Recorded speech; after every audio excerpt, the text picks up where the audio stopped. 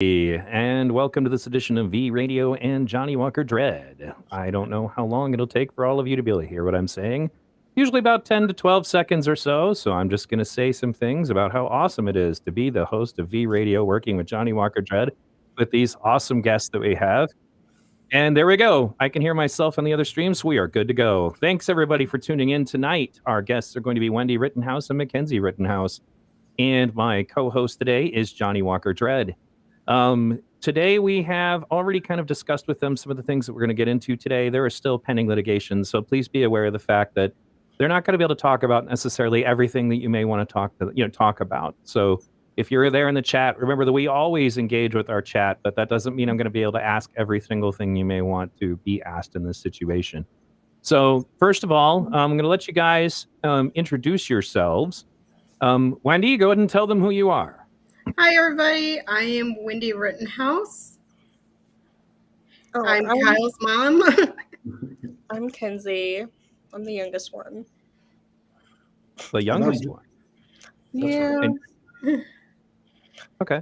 Just of two. And I think everybody on my channel knows who you are, Johnny, but you want to take a second and tell them? Sure. I'm Johnny Walker Dread, host of the Johnny Walker Dread Show. I have over 300 videos on the Kenosha shootings or whatever you want to call them. So if you're interested in the Kyle Rittenhouse saga, my channel is where you go. And see if there's anything else I need to tell you about. But no, I don't think so. So go and like and subscribe to my show. And that's enough for me. All right. Awesome. So we had, basically reached out over time to be able to finally get this interview with you guys. And I think it kind of comes down to the same thing that was the reason why Grambo, chose to be on our show as we're not go on the mainstream media, is that people have been kind of playing games with you guys, essentially treating you, as either something to boost ratings or something to talk about on Twitter, but you're human beings and this impacted your real life. And it's, I think, easy for people who get caught up in the media storm to forget that there's real people on the other side of these situations. So we wanted to give you an opportunity to be able to clear the air about the things that had happened to you and your family, and specifically to give you an opportunity to humanize yourself to people who are not aware of who Wendy and Mackenzie really are beyond just what they've read in the headlines. So, Johnny, do you want to go ahead and start the questions? Sure. By the way, Faith was originally scheduled to come on. She just couldn't make it tonight. So disappointing, but here we go. I want to ask both of you, and actually I think all my questions are going to be to both of you. Okay. But you have, so there's going to be a verdict read in the trial. And the night before and the day, can you tell us what it was like? We'll start with you, Wendy, and then Mackenzie, if you can follow up. I mean, what was going through your mind? What was that like? Nerve-wracking. We barely slept for those 2 weeks for that trial.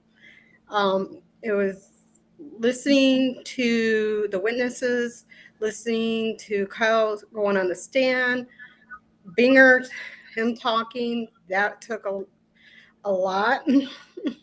Yeah, that took a lot out of all of us. Yes, definitely. Well, we were in the courtroom, and that was a lot. We were there. When they arrested the case, we were there for those 3 days because it took 24 hours, 25 hours for them to come back for a verdict. That Friday, we're sitting in the room waiting, and we didn't know the verdict came in. We found over Twitter from Jack's feed. I can't say his name because I don't want to butcher it. And we had to, Natalie was like, okay, let me find out. And it's like, yeah, the verdict's in. I started getting hyped, like, oh my gosh, nervous, shaking like a leaf. I started crying. Kyle was like, Mom, stop crying. And I'm like, I had to go to the bathroom. I was in there for a little bit, just trying to get together, to be strong. I put some water on my face and I came out. And it was Kyle, Mark, Corey, Natalie, the three lawyers, and our security LT walked him out. we started crying. Mackenzie just broke down, started crying. It's like, my brother. And I was crying. Dave was there, Dave Hancock. He's like, girls, you got to get together. And I'm like, he's like, you guys have to breathe. That's all he kept on telling us. Got to breathe, got to breathe. And I'm like, okay, girls, we have to hold together. Then we walked together down there. The girls went first in where we were sitting. I sat closer to the aisle. Dave was sitting next to me, and then Mackenzie and Faith. And I sat in front of this guy because I didn't want the media to look at me. I was like, because I didn't want them to see me bawling in case it came back to a guilty plea. And I was just sitting there, just holding my breath and just hearing them saying not guilty. It felt like forever when you're there. And when they said not guilty, you can see like in a video of me going like, oh my God. And I was like, it was like not guilty. And Dave was holding my hand, and I was grabbing on his other arm. Like, I didn't know I was putting my nails into his arm. And he's grabbing my hand. I thought he was going to break my hand, honestly, because Dave is a big, strong guy. And everything came down not guilty. And I just sat there, and I was like this big relief just came over my shoulders. And it's like, I can breathe. And the girls were crying. And Dave said something in my ear or something. I don't remember what it was. And I told the girls, but I don't remember what it was. Then we got up, and TC, one of our other security, said, come on, Ma. And come on, Ken, come on. And I just took off in the courtroom and go to the elevator. And I'm like looking, I lost the girls. I'm like, where's my daughters at? Because I ran so fast. And then the girls came in. TC was out waiting for us to get in there, and we had the cops with us, of course. And then Kyle runs in. Mackenzie and Faith just like hugged him so tight. I'm sitting there crying, and we had to go down, a couple floors down to another corridor to another elevator. It was like going through a maze. And we got into the vehicle, and I just remember Mark and Corey and Natalie and Kyle, and I saw Kyle saw LT, and Kyle just jumped over and hugged LT so tightly. It's like, and it was like, I was just sitting there crying and happy and just filled with emotions. And we were just like, oh my gosh, it's like we're just smiling and we're like crying, and we're just like so relieved that it was not guilty. And we went home. I left my phone at the courthouse up in the room. I couldn't call any of my family till later on that night. Then later Kyle came home. We just like embraced him. He's like, where's Milo? Milo's Kyle's dog. And Milo's like jumping, like all happy and stuff like that. And we were just so overwhelmed and exhausted at the same time. But the night of the verdict, I didn't sleep that night. I was up up all night because I was on alert, because we had the security, we had the security cameras, but I was like more up that night than anything of the verdict. I don't know about the girls or anything like that. They can explain how they feel. This is a good opportunity for Mackenzie. Mackenzie, the same question, but what was going through your mind, and how were you handling this? So that day of the verdict, we weren't sure if the verdict was going to be read or not. But that day, like, I had that feeling that it was going to be red because my stomach felt so weird. Like, it was like all tangled, and I was just so nervous that day. And then I remember we were sitting down for lunch, and then like we find out that the verdict is in. And so Kyle and the lawyers go down first, and then I like break down to my knees, like crying because I don't know if that was just the last time I could actually be next to my brother or see my brother. And I just didn't want the worst to happen. So I like break down crying, and then I pull myself together for my brother, and we're all sitting on the bench like 3 rows back from Kyle. And when they read the first verdict, I felt like oh my god, like they listened to the facts and the evidence. They didn't listen to the chanting that you could hear outside the courtroom. They actually listened to the facts and the evidence. They weren't I don't know the word, but when you're scared of the mob, they weren't scared of the mob. They came with the correct and honest verdict. But when they read the third verdict, that's when I knew Kyle, like the rest of them, was going to be not guilty. Okay. That And I was going to be one of my questions. Mhm. Yeah, there's actually a super chat that's here, and we can get into that afterwards, but it corresponds with one of the questions we were already going to ask. So I'll bring it up when you're done. mhm. Yeah. And just like after the last one, I just like break down, like crying hysterically. And I was just trying to keep it together because there were so many cameras in the courtroom. And I was just trying to keep it together, but like I couldn't.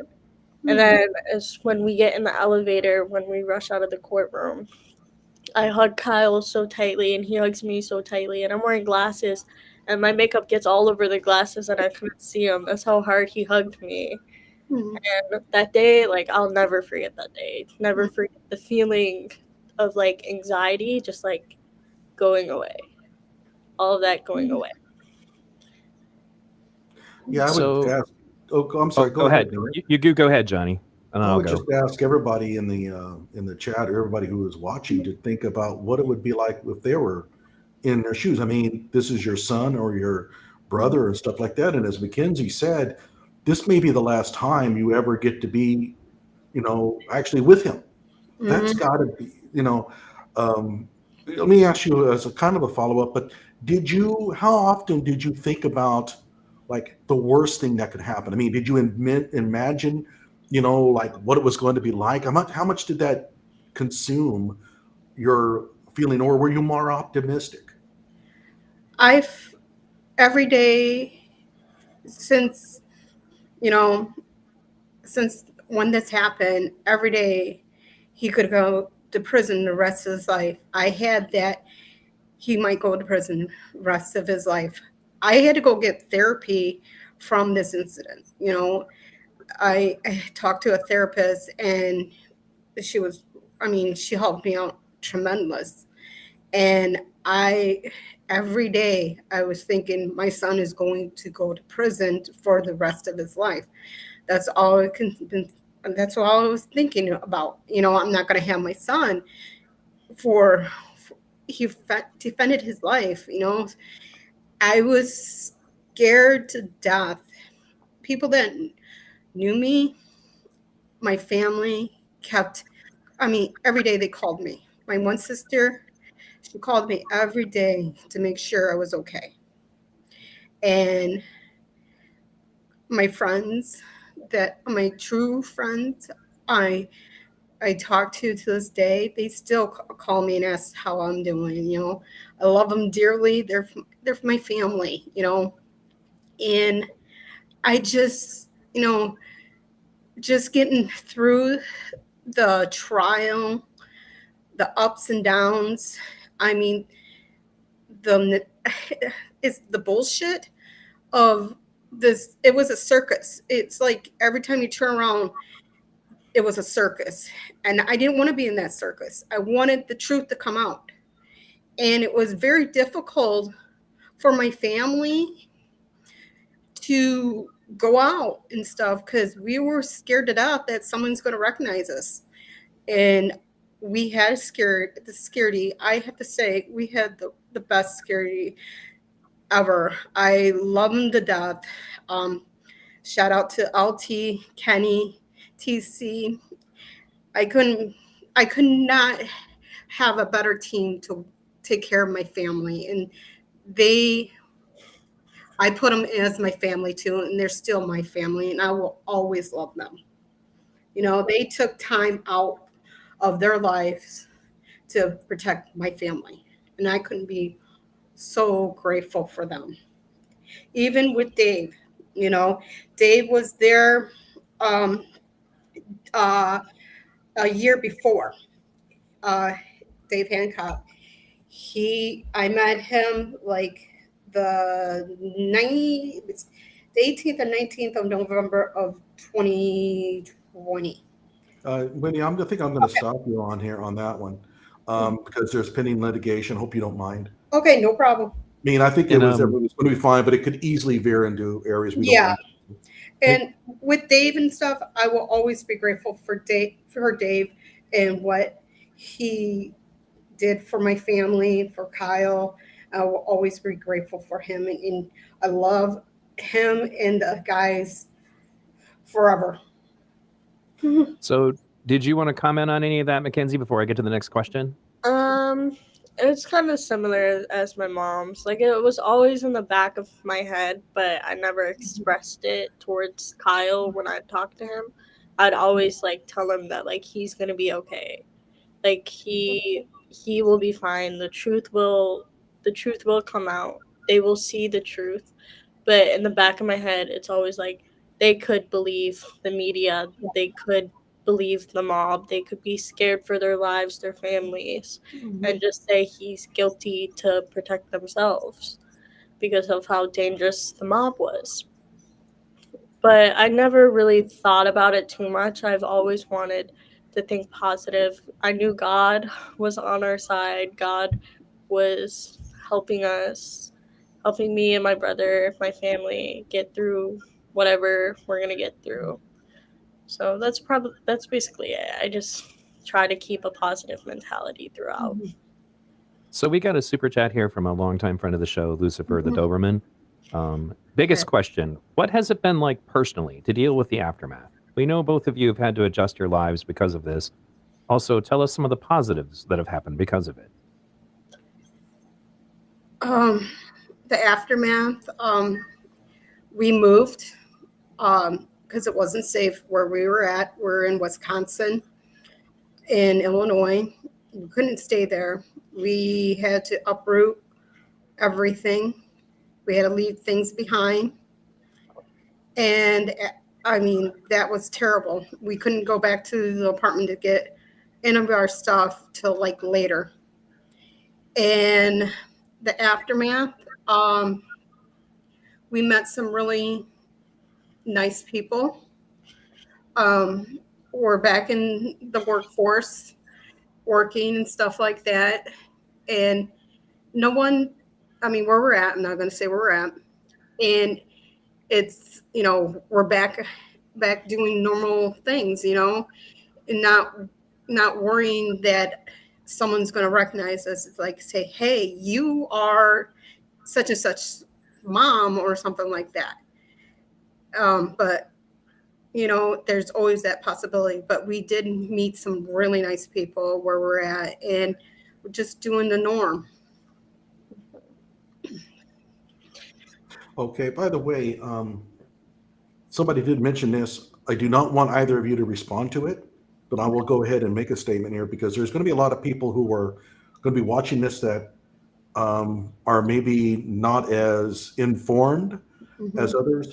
But Wendy Rittenhouse, the mother, did not drive Kyle to the protests at all. And she had zero, absolutely nothing to do with the gun purchase or Kyle possessing the gun. I'm going to say that so that way anybody watching can now get the story straight. But I really don't want either of you to comment on that if you don't mind. Mackenzie, though, if you want to answer the previous question about the aftermath, and we also, were there any positives that came out of I'm this for sorry, your I family? jumped in when I shouldn't have.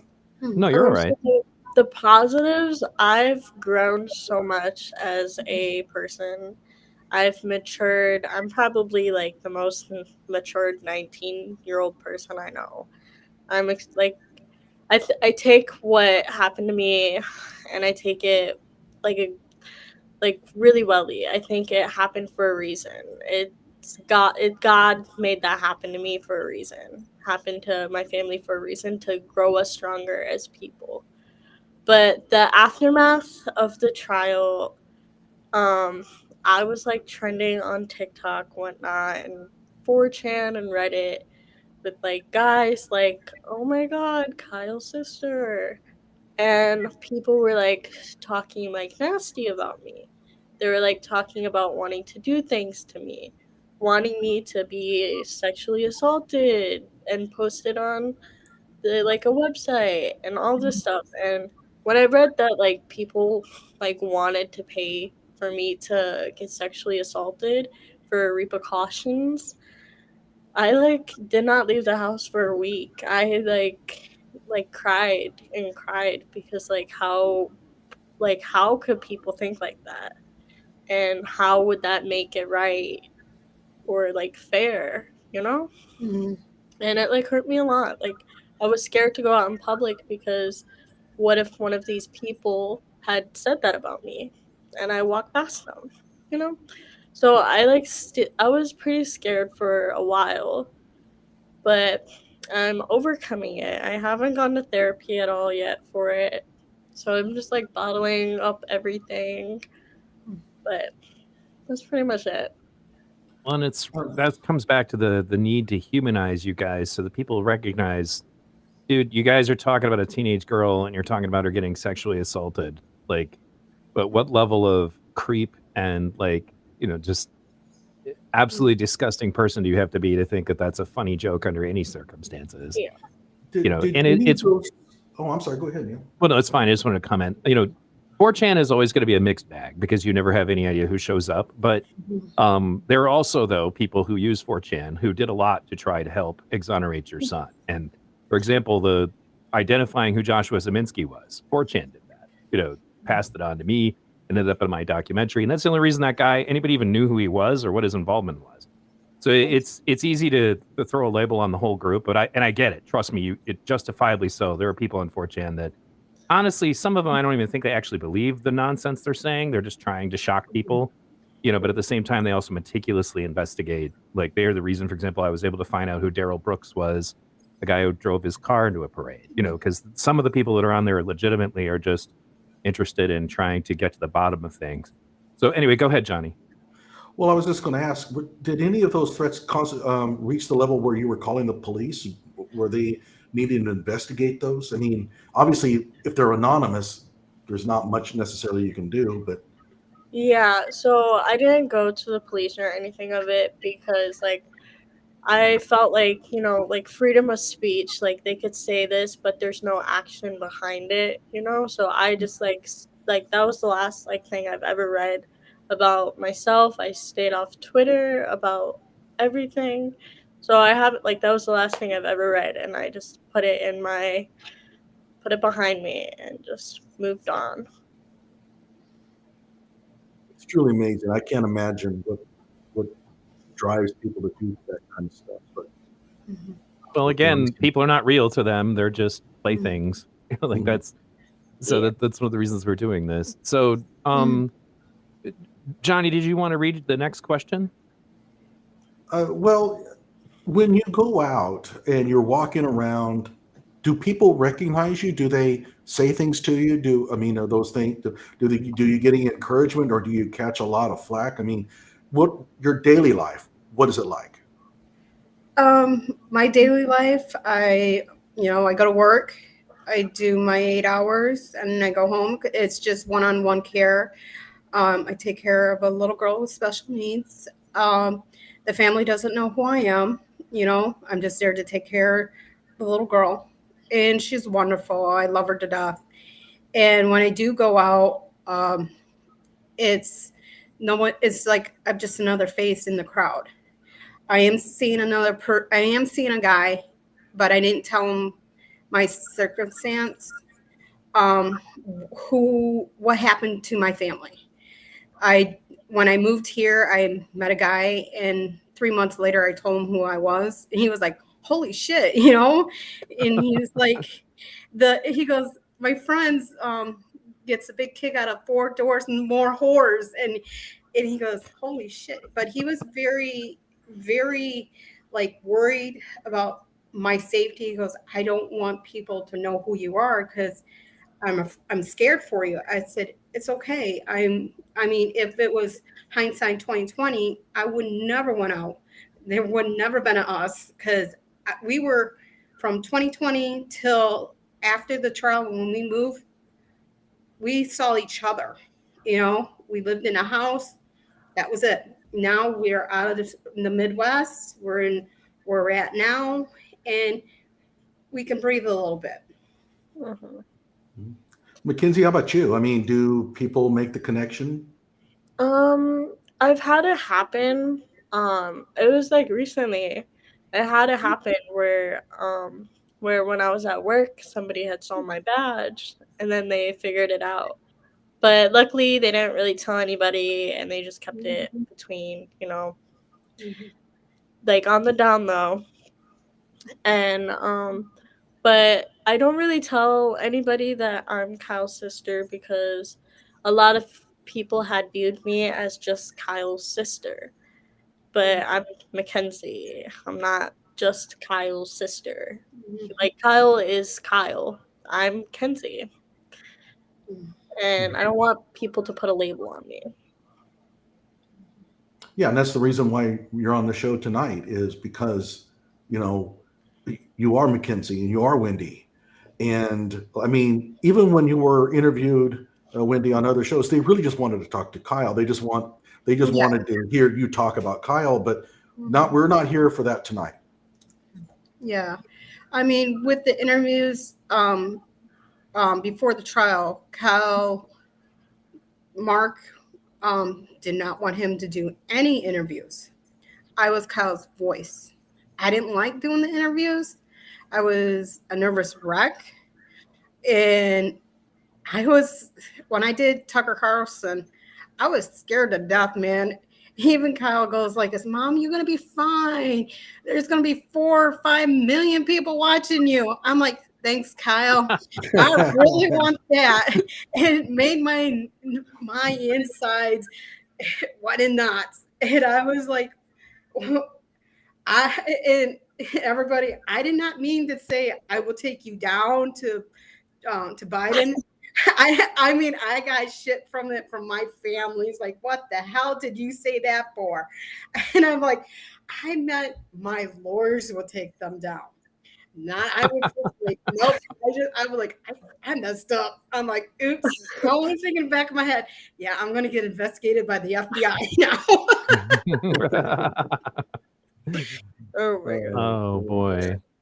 And by the way, I think it was Lucifer said something, great eye makeup. I don't understand that. I'm wearing sunglasses. I don't understand how anybody could even tell. So Mackenzie does a beautiful job on her makeup. I think you were talking about trying Mackenzie. my hardest. Well, they were clearly talking about me because it's so obvious that I'm wearing it, right? You look gorgeous. Thank you. Thank you. I work very hard on this. This Guy This is how Fawkes we mask. normally look. This is just my skin. Okay. Neil, do you have another question? Well, we do appreciate that you decided to wear your skin for the interview. That would have been very difficult. Of course. So do people, well, we already did that one. Paige Williams came out with an article in the New Yorker that at the time you looked upon favorably. What is your opinion of that article today? I had to go back and read it the other day because I remember the article, but I didn't remember what parts of the article. I did not like the title. I'll say it there. I did not like the title, but she did have some good points in the article. And it was, I mean, when we did the interview, it was on the 13th. It was a very emotional interview. It was like 6 to 7 hours long. It was very emotional. And later on, I mean, when she left and stuff like that, I got a call that my mom passed away. And it was very emotional on top of that. And with the article, it did have some good points and it got across. Even Judge Schroeder said he read the article because she did interview Kyle to ask about the what was in his medical bag, because I didn't know what was in it. He came down and he said what was in it, and that was it. You know, she did her job, and there's some parts I didn't care for. There's some parts that she hit nail on the dot. And by the way, the viewers out there, I have a 5 video series on that article where I read it verbatim and then I give my opinions on it. Mackenzie, did you have any comments about that article? I don't recall if you were, if you offered much in opinions for the writer. I can't remember. If I'm honest, I did not read the article. Okay. Yeah, my opinion of it was that it was a hit piece disguised as, you know, well, they always do this. They're always going to come to you, you know, you just have to tell your story. It's going to be so wonderful you to tell your side. But these writers, you cannot trust them. And my opinion of Paige Williams is not very good. And let me give you an example, Wendy, but you have at the time when Kyle had gotten in trouble at school or something, you had dyslexia and you transposed letters, which happens. She actually typed in verbatim your letter that you wrote to show everybody the change. And then in the actual audio, they pronounced it incorrectly. And I thought, I have never heard in my life an author of an article doing something like that. I mean, why would you do that? You know, it's like making fun of a person with Down syndrome or special needs and stuff. Yeah, I have dyslexia. I have a learning disability. Yeah, I struggle with that all my life. And that's one thing I get very mad about when someone picks on me about that or calls me out on it. It's you love me for who I am, not like if I can't spell a word right. Yeah. I mean, what do you think, Neil? I mean, you know, let's take this letter where there's been letters transposed and let's type it in verbatim to show everybody. What do you think? Well, I have dyscalculia, which is the less known cousin of dyslexia. My math skills have been frozen at like kindergarten level. Well, now kindergarten level. Like when I was in school, it probably would have been second grade level, but the stuff that they had my kids doing in kindergarten was too much for me. It's difficult, I think, for people to understand how tough it is. You don't always see things backwards, but like mathematical concepts like freeze up in my head. And all of my siblings have dyslexia, so I'm very familiar with struggling with that nonsense too. It sucks, and I think that it's interesting to me how back and forth this sort of thing is that, you know, so for example, when Caitlyn Jenner came out on the issue of trans athletes in sports, they turned on her instantly and said horrible transphobic things about her. And these are the same people that would want someone canceled, you know, for daring to even utter anything that they might consider transphobic. Like the rules totally change. You know, I guarantee you that if they caught somebody that they didn't like saying something about somebody's learning disability or their, being disabled, they would want that person canceled too. But again, the rules just move back and forth and left to right. And if they hate somebody, then all bets are off. They can just take the gloves off and just do whatever they want. And, I didn't actually read that because to be honest with you, one of the things that I encountered through all of this was that basically all the media was absolutely useless in my investigation of what happened. Totally useless. And I watched your interviews and stuff because I wanted to get a feel for it. I would say that one moment in particular stuck out in my head was like, when somebody asked you if he should have been there and you said, nobody should have been there. Yeah. I was like, exactly. yeah, duh. And it's interesting to me because it always begins like as if the chronology of wrongdoing doesn't start until Kyle arrived. Not as if perhaps that they may have broken an elderly man's jaw the day before because he was trying to put a fire out. Not the people who had AR-15s and were shooting them at police bearcats from the BLM side. I have all that video on my channel. None of that stuff. None of the burning the city down. None of that's wrongdoing. It doesn't start until the kid shows up with a group of people who are kind of sick of their community getting hurt. Hey, Mhm. Neil, I think we move on. We're Right, but starting to get talking about Right, what but the happened point in is Iowa. that I as get far your as point. I like just nobody should have been there. They don't look at it like that. That's how it should have been. But other than that, I just stayed out of the media because most of it was totally stupid. Yeah. I got my information from watching the raw footage myself. Mhm. So, but that would have been my comment on that. okay. And by the way, everybody, we had talked about before the show started that both Wendy and Mackenzie understand that we might step in from time to time because of pending litigation. We're here to help them get their words out, get everybody to understand them better. And the last thing we want to do is for something to get broadcast that they would regret. Mm. So, okay, time for another question, or did you want to any other you want to comment? Okay, well, I'll tell you what. Here we go. Go for it. Or The fundraising pages. This was a really big problem. You would try to create a fundraising effort and it would get shut down. You want to talk about that a little bit? I think this is probably for Wendy mostly. Yeah, sure. We did a lot of fundraiser because I'm a single mom, barely getting by and stuff like that, and it was hard because we got deplatformed 22 times. 22? 22 times we got thrown off, and Dave helped a lot on that, and he helped so much to try to get us back on and stuff. It was frustrating for him because we got on one platform. 3 hours later, we get thrown off. It was back and forth because people did not want to socialize anything with Kyle, anything.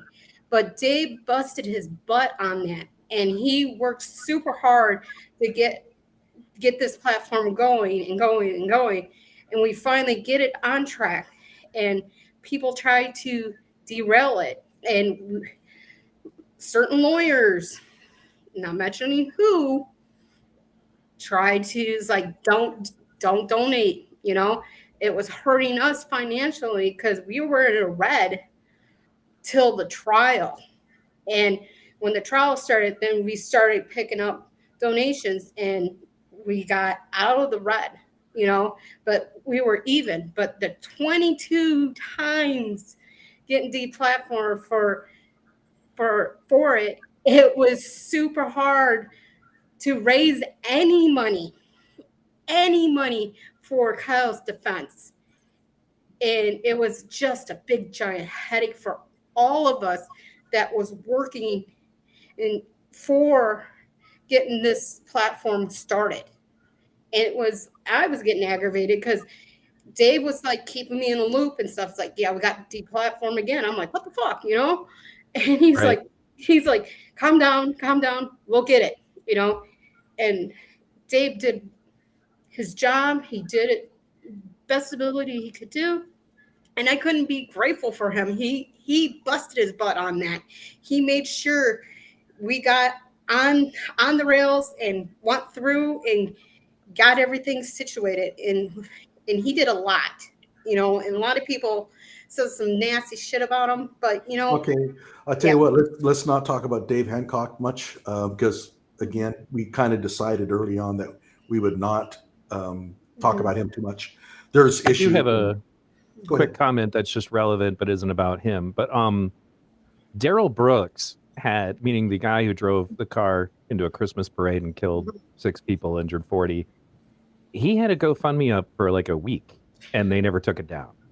I was like, you can be a guy who gets in an SUV and kills a child and elderly people and injures 40 and guns it over their bodies, and they'll let you leave up a GoFundMe for that.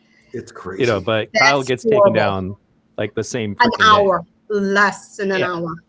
People were Right. trying to do a GoFundMe like within 12 hours of the shooting, taken down. I mean, it was horrible. Trying to get it. We tried something for financials because we weren't working. It had just a picture of me and the girls. They recognized me and the girls. Didn't mention anything about Kyle whatsoever. They took it down. And the GoFundMe, they can leave off like people, like you said, Brooks running over 6 innocent people, children, old, the elderly, injuring people, for a week. But the media twisted everything around. I saw an article. There was two Did we lose? articles Oh, there we go. of Kyle crying and him crying, and they just flopped it back and forth, But I was like, it's like they choose and pick, okay, we're going to do this one. Oh, no, you can't do that one. It's politics. Yeah, it is. If they sense, go ahead. Oh, I was going to say, I mean, like, actually, I'm going to do a shout out here to this group. Like, for example, on Facebook, a lot of us investigators had started a Facebook group, and then they would all get taken down because Facebook didn't want any pro Kyle stuff on at all. And so then they literally, Orkanut and some of the other investigators made this group and called it the Joseph Rosenbaum Memorial. And it was secretly always a place to put links to help Kyle. And all of our investigations went there. So in other words, we had to disguise our group so that people wouldn't know, because Facebook would try to take it down. And then as soon as he was innocent, I went in and put this as the background and then changed the name of it. We told you he was innocent, as kind of a big FU to Facebook. But stuff like this on social media was so crazy at that time. Can I say something about Facebook? Sure. With Facebook, the day of the incident, a couple hours later, Facebook deactivated Kyle's Facebook and what is it? Facebook, his Instagram, anything. Anybody who had positive things about Kyle, they went to Facebook jail. And when night of the incident, after I had service on my phone, the messages that I got from people calling my family racist, white supremacists, Nazis, horrible. This one person kept on messaging me. It's like, if I was there, I would kick your butt. Just nasty, very nasty people. I don't have Facebook no more. I care not to, because it's garbage to me. Facebook is garbage. Mackenzie, did you have similar experiences with social media? Yeah, so a lot of people started following me on Instagram, and I had to go through and like basically deactivate my Instagram for a month so people could like forget my Instagram handle, and then I could just change it and then reactivate it. But a lot of my friends, they would post really negative things about my brother, but then they would text me like, if you ever need anything, I'm here for you. Nice friends. Sorry, going through this. And then exactly what I would do, blocked. You're not my friend. So pretty much all of my friends vanished. I had one friend, and she stuck through the whole entire thing with me, and her and her family has done nothing but try and help the situation, share the GoFundMe links, reach out to people, like talk to people who would ever talk bad about Kyle, and they would like, I'm so grateful for my best friend. Well, that is another positive that a situation like this is going to create, is you really will find out who your real friends are. Oh, yeah. What were you going to say, Wendy? Yeah, because people were messaging my friends on Facebook, and stating, how can you be friends with a fat piece of crap like her? She raised a murderer. She raised a this and that. I mean, people were calling my family in Michigan, threatening my family. My nieces had to come to the house because my sister was scared to death, and my mom was sick at the time. And they had to change their number. They had to call the local authorities, the sheriff, and they came over, wrote down a statement, and they'll follow up on it. And they did their job. And my mom got her number changed, and it stopped because they changed the number because Reddick leaked my address, all my phone numbers, my parents' phone numbers, all my family's number. They had to change everything because of Reddick. And because people were being so nasty to my friends and my family, it was horrible. Even after the trial, the local sheriff department came to my childhood home where my brother lives, and my sister-in-law answered the door. It's like, oh, I remember you from last time. And it's a small town, everybody knows each other. It's like, Right. yeah, we saw the verdict. We're here in case something happens.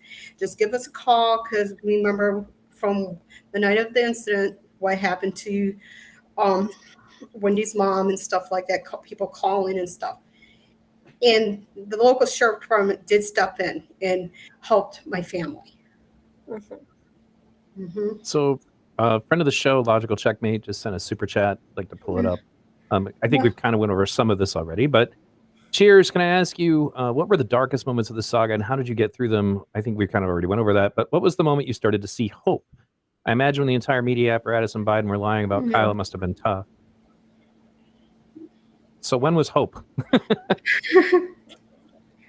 It was very tough, and I prayed to God every day, just praying and praying and praying. I didn't go on social media, because I didn't want to see the lies. I didn't turn on the TV because I didn't want to hear the lies either. I avoided every social media out there because I didn't want to see it, because it was a lie. They didn't tell the truth. And TV, CNN, none of that. I didn't want to watch it because it was lies. Yeah, I mean, it must be tough to just sit there and read something in print. Mm-hmm. And there's nothing you can do about it. Yeah. I mean, you can fantasize about what you would do to that person if you ever found them, but there's nothing you can do about it. And it has to be just a real shock. Let me ask you, when did you first time that you saw your name being like out there beyond what you would normally see? I mean, I would look and say, whoa, my name is here. And there are people all over the country seeing it. Did you ever have that moment? Probably the night of morning of the shooting. Okay. The morning of the shooting, with everything going on, people saying some really nasty stuff about my family, and just saying some very vulgar things about how they're going to shoot up my family, shoot up my cats. It was downright disgusting. Shoot up your cats. We need to tell people that we're going to kill their cats. They wanted to kill my cats too. They better not. My kitty cats are safe and sound. Nobody's. It's funny is like my kids always joke about that. Like, if people are getting hurt in movies, they don't care. But like, if that cat dies, I am not watching the rest of this movie. That's how they put it. Yeah, anyway, it was nasty. And it's amazing to me again. Like, just it's all that tribalism that it's okay to do this because you guys are supposedly the bad guys. But so has your last name given you trouble finding jobs or making friends? Yeah. Yeah. It's been very, very difficult to make friends because, like, people my age, they're like in college and they're partying and they go out to clubs, like do all this stuff, and it's like I'm not that type of person. I'm not even a Disney person either. I'm not an amusement park person either. I'm just traumatic. So basically, it's really hard to find friends that I could fit into my bubble because it's just I'm just so different, and it's really hard to put myself in other people's shoes and get out there and be comfortable with like actually living a normal life. But it's really hard because what I've had to deal with, and I'm still dealing with it to this day. Like I have night terrors. I'm not like I wasn't there. I was just on the sidelines of the whole thing. But it affected my life so badly that I have night terrors from it, and I get anxiety a lot because of it. And I never really spoke about it to anybody. I didn't really open up to anybody about it. It was really difficult for me too, because sometimes I like could get sad for a week because of the incident. But it's been incredibly hard to make friends because I feel like nobody could understand me. Yeah. Sounds like you'd get along just fine with my daughter. I'll be sure to introduce her to you. I could like Disney. I like Disney. So, all right. I guess, Johnny, do you want to read the next one? Okay. This one I think, can be handled by Wendy, because there's a picture going around with your son holding what I think is a machine gun bazooka.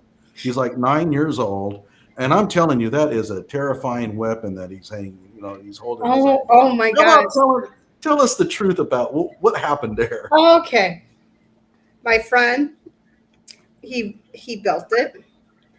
And when you're 9 years old, you're curious and stuff like that. Kyle, it's a fake gun. It's a fake gun. It was built. It's just totally fake. It is fake because my friend built it, and he's not going to let him hold a real gun at 9 years old. It's an airsoft gun. And Kyle just wanted to hold it. That's it. And I took a picture of it, and he thought it was, Kyle smiled and stuff. And he thought, hey, I'm holding something that my friend was built, He wanted to hold it. And that was it, simple. It's a fake gun. Who didn't play with toy guns? Like, seriously, who didn't play with toy guns? Like, maybe some really, really, really, I don't know, socially whatever people, but like, I played with toy guns. Like, it's just water desperate. guns. Yeah, water guns, Nerf guns, and stuff like that. The kids had them, Right. When you're little, you probably had fake guns too. It was a toy. Come on, people. Right. It wasn't a real gun. Anybody who is a gun expert would say fake. Come on. It doesn't look real. Mm-hmm. Right. I know. That's why the whole thing was so. It's another example of just desperation at trying to find anything they can to try to besmirch you and your family's reputation. Mm-hmm. So, Mackenzie, have you ever played with any toy guns? Yes. Me and my sister. My sister got a Nerf gun for her birthday. Oh my gosh. So this was like last week. So it's like these like little styrofoam, I don't know what, but she's smacking me with it all day, and then I'm just sitting on my computer playing Sims, minding my own business. She comes in my room and she shoots me with it, but it hits my face, and then me and her are just like wrestling for the gun. Oh God, yes. I tried. I don't like clearly, like, obviously, just blatant violent behavior. My goodness. No, right. Everybody plays with Nerf guns. Jesus. Yeah. I'm gonna throw that Nerf gun in the garbage. I do not like that thing. The dog doesn't even like it. He starts barking. He's just a little guy. And he's like, but it's so funny when he barks. He's like this little dog. So we had another. Oh, go ahead and finish.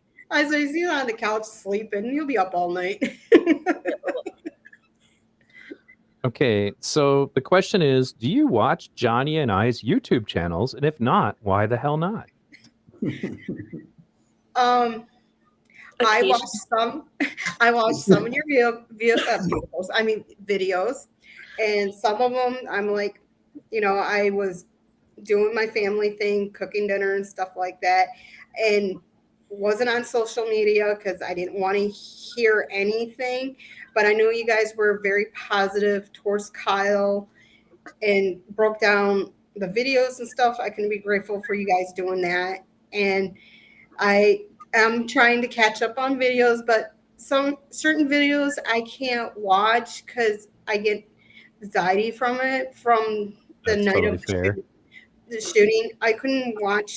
I mean, I still can't watch to this day because I get panic attacks and nightmares.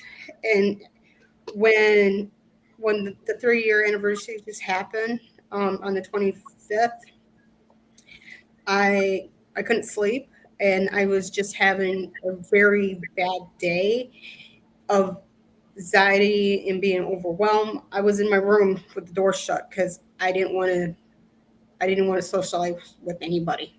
Mhm. So what about you, Mackenzie? Do you watch any of our stuff? Okay, so I have a feeling the answer is no here. so if bluntly no, but I hear a lot about you guys. Like I get told a lot about what you guys are doing, what you're keeping up with, and then I occasionally watch you guys when I get links sent to me. But it's going back to what my mom said. It's incredibly hard to like watch things that are about Kyle with like the whole shooting and whatnot. But I try to keep up. I just get told what you guys are doing. So it's Yeah. like 50-50. I know. This would be a good time for everybody to smash the like button and Yep. subscribe to our channels if you haven't done so already. The Johnny Walker Dread channel and VT. Actually, what is it? V Radio? It's V Radio. V-Dash Radio, yeah. Yeah, V-Dash All they Radio. got to do for mine is just click the hyperlink to your channel, and they'll find you. If anyone's already subscribed to Johnny Walker Dread, you should definitely do so. But I think we have pretty much everybody in common by now. And I agree. See, Mackenzie is nodding her head vigorously. Everybody should subscribe to our channels. I think so. Just Oh, be before like I- Mackenzie. Yeah, Go ahead. Before I forget, I want to wish Dominic a happy birthday. Happy birthday, Rat. I love you. Happy Oh. birthday, Dominic. It's When I Dominic call Black's people birthday? rat, yeah. Awesome. When I call people rats, like the little kids, my friends' kids, I accept them in the family. Rats and homers. That's Wish him what I happy call birthday them. at like 1 a.m. I should have been the first one to wish him happy birthday. Yeah. Well, Definitely. we're looking forward to the day that Dominic gets on here. We've talked about it in the past. So whenever you're ready, Dominic, you let us know. People would love to hear your story too, man. Yeah, absolutely. And we don't put any pressure on people. We only want them to come on when they really feel like that it's the right time. Right. Yeah. Exactly. So moving on, I think we've talked a lot about this, but did Yeah. you and your daughters receive death threats? I think we kind of went over that. Yeah. Did the police ever investigate any of the threats? Like, did you No. get any kind of no help from law enforcement at all? Go ahead and elaborate. The day of the shooting, that morning, the girls went different ways. I was dumbfounded. My head was in backwards. Didn't know what to do. I drove around for like 2.5 hours after they took Kyle to Vernon Hills. And Mackenzie called me. It's like, Mom, you need to come to such and such place. And I'm like, I'll try. I wanted to go. The cops told me, do not go back to your home. They had cops there to make sure, undercover police and stuff. I'm like, I'll be fine. And they're like, no, do not go back. And I didn't. I drove around for like 2 to 3 hours. Didn't know what to do, crying, freaking out. I went where Mackenzie was and tried to figure out what we can do. And I called a couple lawyers. One lawyer told me, I will not touch this. God help your son. Another one wanted 200K up front. I'm like, I did not have 200K whatsoever. Yeah. Like by the next day, he wanted Yeah. 200K. Exactly. And that was to do what again? I'm sorry, I missed that part. To represent Kyle. Oh my goodness. Yeah. Then John Pierce came along saying, Are we safe here with this? Because yeah, again, we're safe. We're safe Okay. with this. John Pierce came along stating someone needs to get a hold of the Rittenhouse family. Yeah. The internet, blah, blah, blah. I talked to his other lawyer, Andrew. Yeah, Andrew. I have to say, Andrew treated my family with respect and dignity. And John only cared about John. Everybody needs, lawyers and stuff to represent them. John only cared about John. Okay, I'm getting a little uncomfortable with it. I'm just looking after you. It is that. I'm I just think it looking was after your I think best it was interest. all right. But no, I get it for sure. And I guess that kind of brings us to it's interesting that you had so much trouble finding somebody to take this case initially, but I imagine when you guys, like when the fundraising finally came together, that started to change. You'd think that lawyers would be falling all over themselves wanting to be involved with such a thing, but so did anyone try to track your family's whereabouts as you moved from address to address? And if so, what were they doing? Well, I'm not too sure about that one. We had wonderful security to help us and made sure we were safe. And LT made sure we were safe. I mean, I met him, tall glass. He is super tall. And he told me, I will protect your family. And I have to say, I love LT. And he protected my family. He made sure we were safe. Once it was December, right after Kyle got a couple weeks after Kyle got out of jail and stuff, and that's when I met him. And he promised, it's like, I'll make sure your family's safe. He's like, God. Some days I think he wanted to rip his hair out with my family, because we start arguing over the stupidest shit. He goes, I'm out of here. Yeah. Somebody's asking for clarification. Who is LT? He was our security before and after the trial. And Yeah. We've interviewed him a couple of times, I think, on somewhere, but I've heard from him.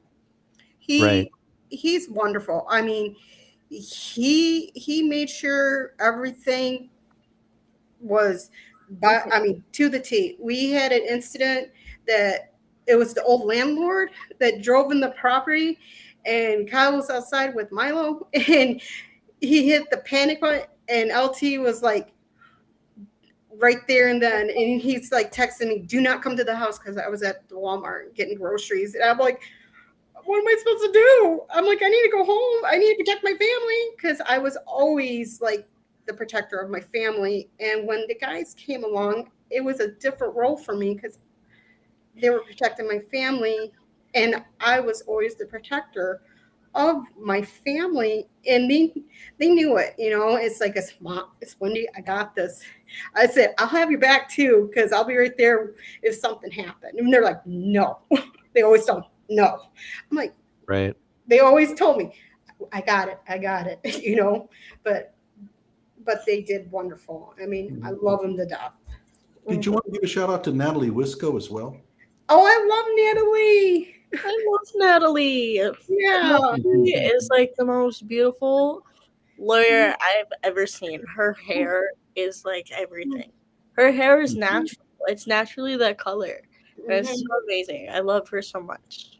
Yeah, Natalie, oh my God, she is so wonderful. Mark, oh, I love Mark, Corey, Natalie, the death, And before the trial,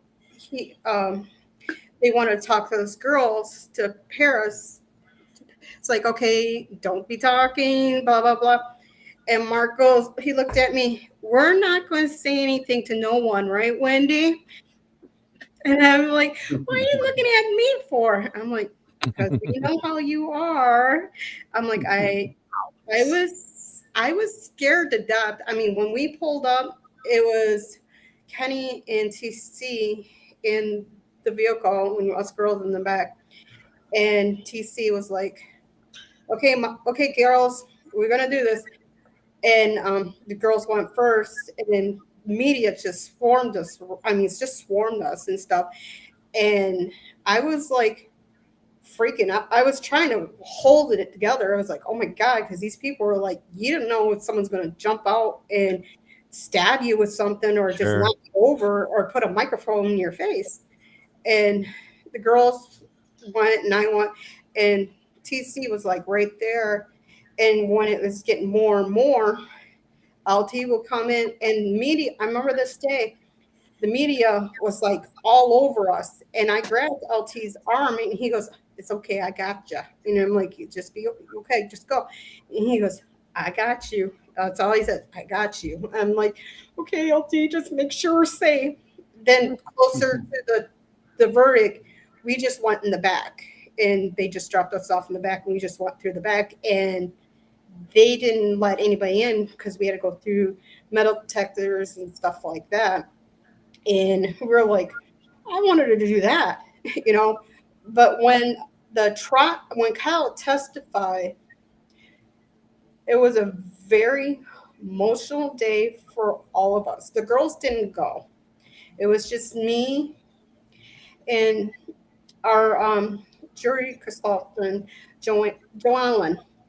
She picked the jury out for OJ. Wow. Yeah. I remember hearing that. Yeah. She was my rock. Dave was with us. He was my rock also. I cried when Kyle was crying. And I was down. I remember Dave saying something in my ear. He told me a joke. And I was like, it was, what's the dentist's favorite time? I'm like, what? He goes, 2:40. And I'm like, because he wanted to break it. Break the tension. He wanted to break the ice because I was Right. like, I was crying. I was slobbery crying. And both of them were my rocks that day. And when I left the courtroom, TC was my rock when I was walking out. He was like, okay, Mom. I was quiet the whole ride because I would be talking or saying something. I was dead quiet. I was trying to get my bearings back in because Kyle wouldn't talk about the incident that night because he didn't want me to cry or me to worry. But I saw the videos, and it to this day it still freaks me out. There was a time I asked Dave to take me to the spot where Car Source was. Dave agreed. Is like, okay, I'll take you. That was the first time I'd been there because I wanted to see what Kyle went through. Dave and I walked the whole Sheridan Road where he went down to Car Source 3 and came back. We went to the spot where first gunshot was signed. Okay, Wendy, just be careful, okay? Yeah. And I was shaking, and Dave was there for me because I wanted to see what my son went through that night, to be there, to see that spot. And because that changed everybody's life, my family's life and everybody else's life. Later on, I had a panic attack in Mark's office. No one was not with me besides Dave's dog Bailey, and she comforted me. I was freaking out, and no one didn't know that I had a panic attack besides the dog. And I love that dog to death. I love her. And she was like, I was holding her, trying to get back to normal, to be okay, and have my okay. I don't want people knowing I had a panic attack or I freaked out. I didn't want anybody to know in the office that I had one. And I was very quiet that day. Dave was like, "Are you okay?" I'm like, "I'm fine, Dave. Thank you for taking me to this spot because I need closure on that." And I was safe. I knew I would be safe with him because Dave promised me that I will always protect you and your family. I will always be grateful for him for that. And I was, ever since that, I never went back there. I mean, we went to the courthouse and stuff, but I never went back to that spot where everything changed my family's life and everybody else's life. Do you ever return to Kenosha at all? Yeah, we just went to Kenosha. When was it? March? We went to I went to Kenosha in February. My papa, he was diagnosed with stage 4 stomach cancer, and basically throughout the trial, I'm gonna get so emotional, but throughout the trial and throughout everything going on with Kyle while he was fighting his first time he got cancer, which he beat, I couldn't be there for him because I was having to worry about with Kyle. And so his cancer came back, and it's stage 4, and it's also in his esophagus, and it's growing pretty badly, and the cancer is winning. So I go up to Kenosha, and it's like the first time that I was there for a while, almost a year, no, over a year since I've been there, and just the emotions with saying goodbye to like my papa and like trying to like hold him one last time. And then that's February, and then he ended up passing peacefully with everybody that loves him, that he loves around him, in March. And we drove up there with Otis, and that was March this year. Mm-hmm. So that was the last time we were in Kenosha, basically. Yeah. Just so that we don't get the wrong message out, your papa would not be Michael? No, it's Okay, just want to make sure because I didn't want. Yeah, I call my grandpa my papa. Okay, it's your grandfather. Grandpa. Yeah, my grandpa. Okay, The glad kids, to clear that up. yeah, the grandpas, they call them papas. My dad was the kid's papa. That was always papa. And with their grandpa on their dad's side was papa. And there's another one they just call by his first name. Yeah. Mm-hmm. And he passed away from cancer. And it was very sad. When we went to Kenosha, we were, I was scared to death, but I wanted to pay my respects to their grandpa, because I knew this man for 20 plus years and we got along great. And it was very sad of his passing. And it was hard going back to Kenosha, but we went there because we needed to have closure on that. Yeah. My best friend, I know if something were to happen there, that I have my friend's whole family and army just to come to my need if anything were to happen. But we didn't really try to go to stores or go out when we were in the area. But yeah, they were like, "Hey, we ordered food. Who has a vehicle?" I go, "I got a vehicle." "Oh, can you go pick it up?" I go, "Not with this face." yeah, we're like, I'm like, I am not going in any stores in Kenosha whatsoever. I drove. It was dark time. I had sunglasses on. it's like 35. I'm like, I'm doing 70. Have people come to you while you were out and said stuff to you, or have you been verbally attacked at all? Because it was COVID time, had the mask on, and Oh, people, okay. That saved you a yep, little. that right there, that mask saved us. Everybody, oh, I don't want to wear the mask. I had that baby on because at the time I was working at the nursing home with COVID. In the day of, afterwards, I couldn't go to work. People were calling my work. The media was calling my work also. All my employees, all my coworkers had to park in the back because the situation.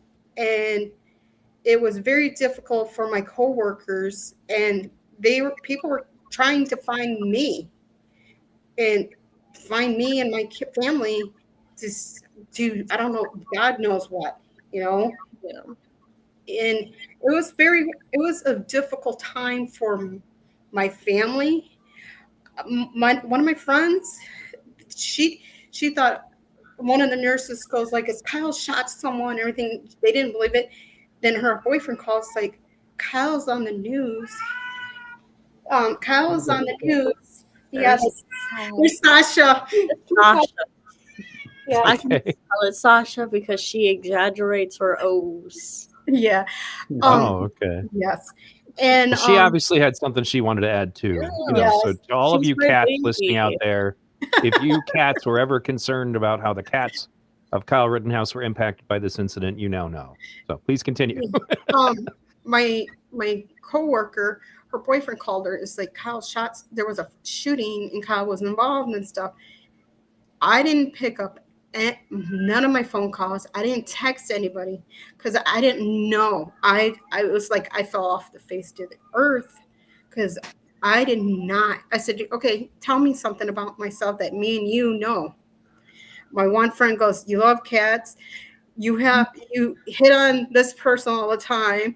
You love Godsmack. I'm like, okay, I can tell. I can trust you because certain people knew certain things about me. And Right. my one friend goes like this, I was going to have you and the girls come to my house or something and just hide. But I didn't have the room to hide your vehicle in my garage. We even talked to the owner where I used to work at the nursing home to see if we can hide you there. They were just going like seeing what we can do because they knew my family and they loved my family, loved Kyle. It was such a big, it was like, it was national news. My friend's daughter lives in London and she heard it and she called her mom and asked, it's like, because people in London was getting backwards. And it's like, wow, it was hidden overseas, what happened that night. Yeah. Yeah, that was actually something. It's ironic you bring that up because Logical Checkmate has just said he fell asleep because it's really late where he is. But he's over in the Czech Republic and was making Yeah. videos about this topic, and we used to discuss with him all the time what the European perspective was on what happened to you guys. Do you guys have any kind of relationship with, say, Nathan DeBruin or Citizen Ann, also known as Grambo? Did you guys make friends with any of the people that were helpful in the trial? Oh yes, I talked to Nathan here and there. I talked to Nathan when he's with Dominic, and I say hi occasionally. I've talked to Grambo. I talked to Grambo a couple times, but I love them both. They're so sweet, both of them. Yeah, Nathan, hello, buddy. Nathan is family towards my family. I finally met Nathan last year around this time. They came all down here for Dominic's birthday, met him, had a great time with Nathan. When we went to up north, he came over where we were staying, and we talked for a couple hours, and he's a great guy. He's part of the family. Yeah. I talked to Grambo a couple times, but I did not actually meet her yet. Oh, okay. I'm sure she'd probably love to meet you guys one of these days. We'll make that happen. So, I guess now, like one of the questions we had on here was, uh, are there any questions out there that you get asked frequently that you would like to take the opportunity to answer now? Meaning things that you're already safe and comfortable to answer, but maybe you're just tired of having to say it all the time. So And you I'm want to get it like out of the Okay. head. watching this one. Yeah. I'm gonna say my last time, my one time only. I did not drive Kyle to Kenosha, because that's always every time I flop it out. His mom drove him to Kenosha. They didn't watch the trial. I Yeah. did not drive him. Even the prosecution had stated that my mother did not drive Kyle to Kenosha. Yeah. Even the prosecutor had said that. And by the way, on Twitter, and I don't know how much you get on Twitter, but if anybody says anything disparaging about either of you, there are a ton of Kyle supporters Mhm. in there and fight. Kayla is in the chat room. She's one of those. There's Allie and Tucker. And, and I want to be careful about mentioning too, because the people there's no way I can mention them all. There's probably 50, 60 Kyle supporters who jump in there and say, So if you want to go on Twitter and say something nasty about Wendy or Mackenzie, you'll get ratioed really fast. And it gets ugly pretty quickly. You will not win that debate. And I will say it, those who research the actual facts always end up on one side of the aisle, and those who don't are on the other. The supporters of the Rittenhouses will win every one of those arguments because they just simply know a lot more than those that don't. Yeah. So it was a joke that we often said in my Discord is that it's like the V signal, which is like the bat signal. Somebody will start talking crap, and then they'll tag me and Johnny into the situation. It was like, B Radio has entered the chat. Get ready to lose this one. Oh, yeah. But it's because of the fact that it's like a full-time job on Twitter. And when we did the anniversary stream a little while ago that you guys watched, it was just that was one of the topics. It's like, how long am I going to have to explain the following things that were known? It's not even like you don't have to be a sleuth. You didn't have to sit there and watch all the video that we watched to get to know already that across state lines is silly. The gun was already in Wisconsin. There's all kinds of different things that we knew a long time ago. And then they blame things on like, Judge Schroeder, he was obviously, corrupt. That's why he dropped the gun charge. Was like, no, Binger dropped the gun charge because they read the law and realized it was wrong. They was charged in the first place. Like, these are kinds of things like, they're like simple stuff, but we have to, blame the mainstream media for their part in this because, I don't know if you guys saw the tweets that came out, like, for example, like shortly after the verdict, like CNN had to do kind of like a job of like correcting themselves on a bunch of things that they didn't look ridiculous. But I remember all the tweets saying, wait a minute, you mean he didn't shoot any black people? It's like, no, you morons. It's like, we knew that on the first night. What are you talking about? It's just, there was so much crazy stuff. And unfortunately, it's reflective of so many things going on in this world right now.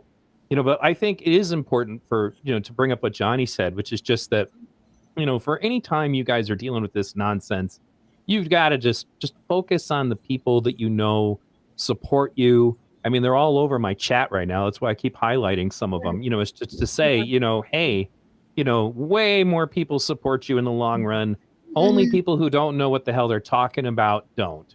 And, just focus on that, and so, but that's why I'm really happy that you guys came on. And again, if you ever do have is there anything else that you wanted to clear up other than that one? Like, is there anything that you get asked constantly that you want to address, either of you?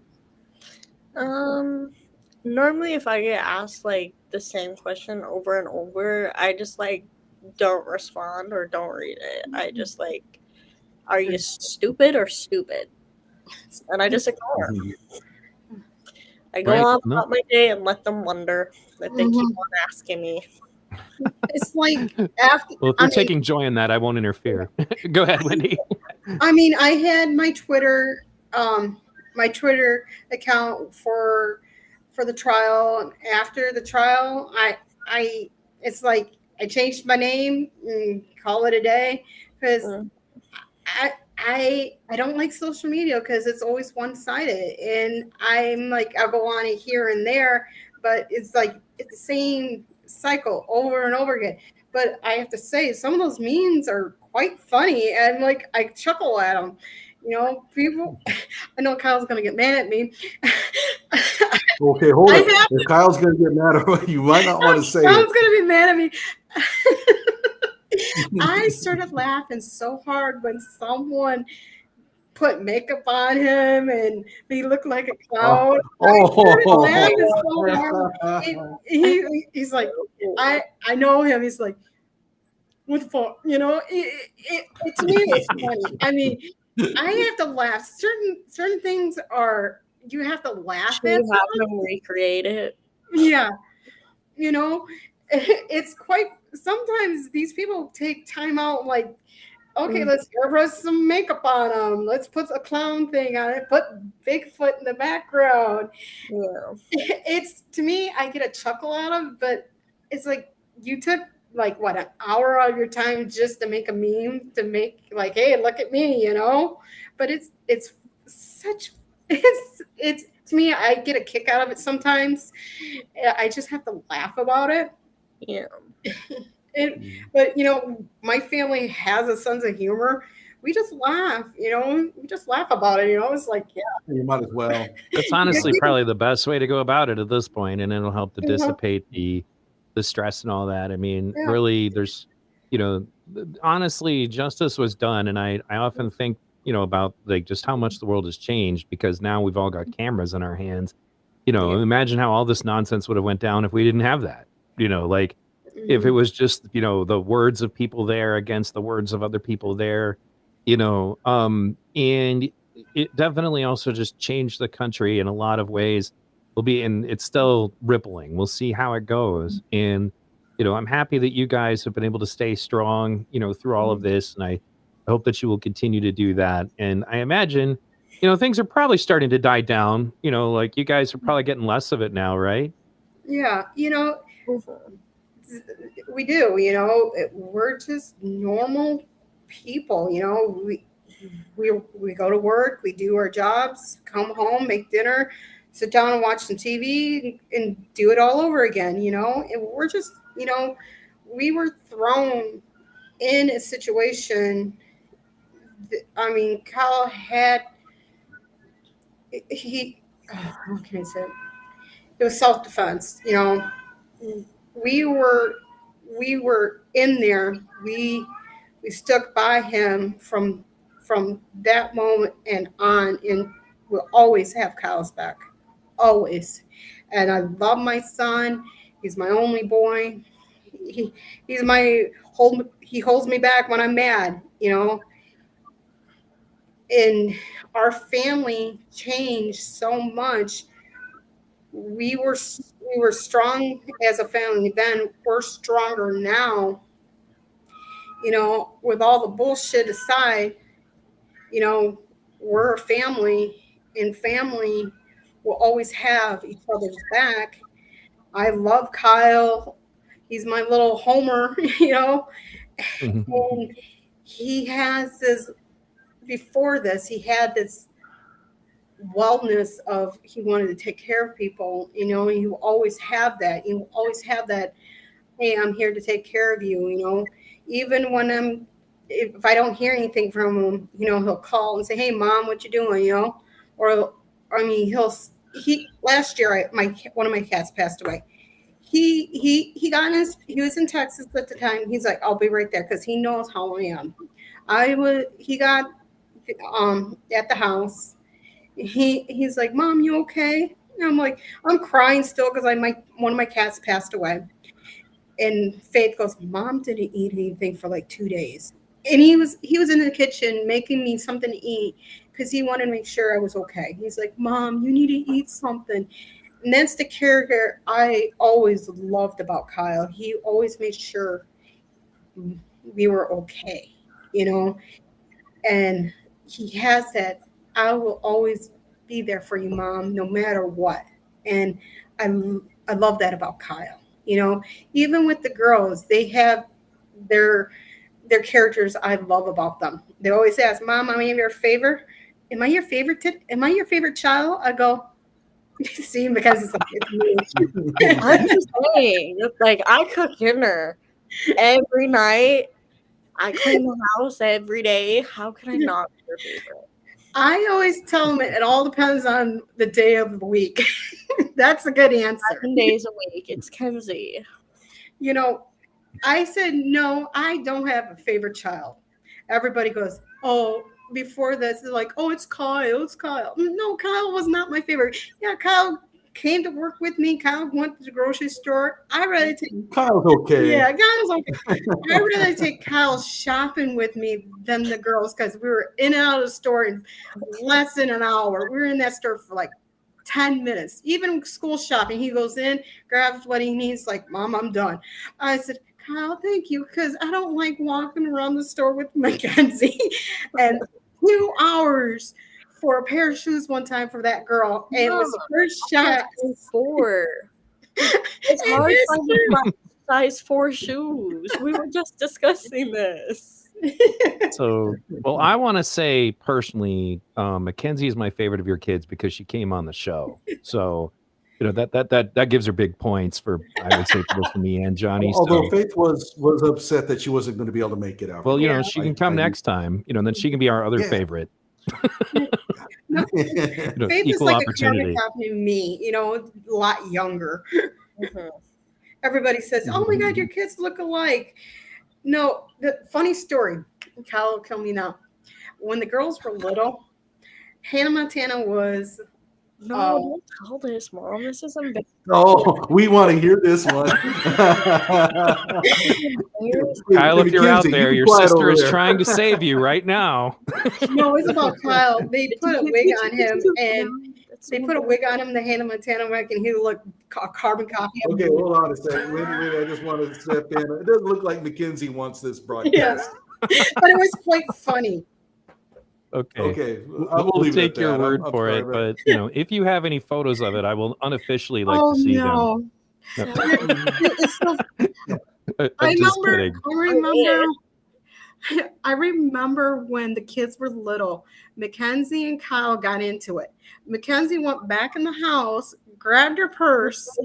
Okay, hold on a second. Is this Mackenzie approved? This message? No, it's not approved. Okay. Well, you know what, Yes, Mackenzie, it was though, approved. on the I'm sorry, positive we're gonna note, I have have to, to say that you are a great sister because I got to tell you, if my kids were in this situation and somebody was wanting to say something embarrassing about the other one, they would have been like, oh, yeah, tell them all about it. Tell them all about it. No, like I was saying, Mackenzie was mad at Kyle. She went back in the house, emptied out her little purse. We had a basketball. It went back and we had a basketball hoop and she had some rocks there. She put rocks in her purse. Kyle said something to her. She took her purse and started swinging it at Kyle. Her dad and 2 of my neighbors were over. My one neighbor is like 6'6", the other one's 6'2", just dying laughing. I'm trying to break them apart. I'm yelling at him, help me break them apart. And Kyle was like, oh, Mom, it hurts. I'm like, yeah, she's hitting you with rocks, baby.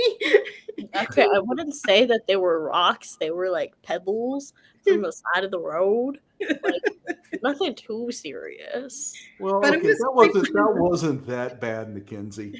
But it was funny. These played grown men were laughing so hard. My friend, the 6'6", Chris, and he was like overkill. He was just on the ground, just holding his stomach, laughing so hard.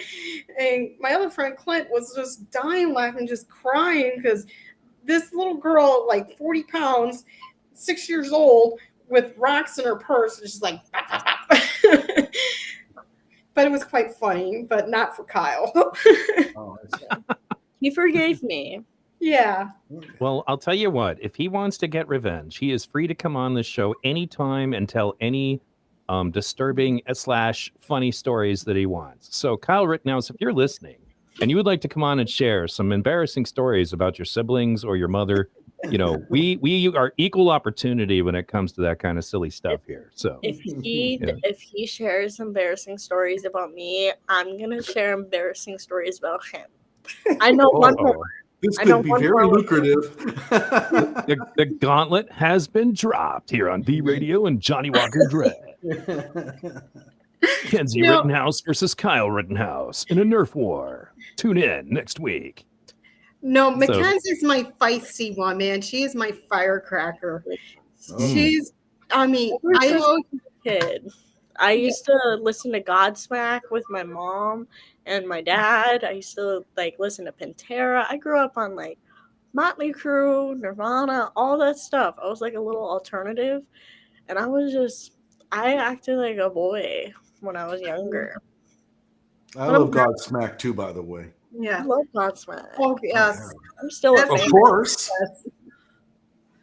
No, people are saying you're a lot of fun.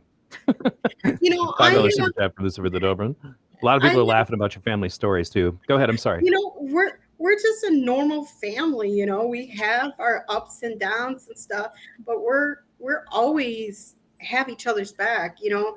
With 3 kids, Faith is my, I mean, she's my sensitive. She would like talk to you and stuff. When I'm mad, Kyle's my he'll hold me back and stuff because I'm like ready to go, you know. He's my person that holds me back. Mackenzie's like, okay, mom, let's go. You know, that's Right. how my kids are, you know. So Mackenzie's the devil conscience and Kyle is the one who gives you your restraint. That's Yes, awesome. he holds me back. But Mhm. And Kyle, you know, when COVID hit, I was at the hospital, and when I was coming through the sliding glass door, he locked it. He hands a can of Lysol to me. He goes, "Here." I'm like, "What's this for?" You wearing the COVID unit. This is before we had everything we didn't know. I mean, it was like, oh my God, COVID, you know, with the like little cross thing.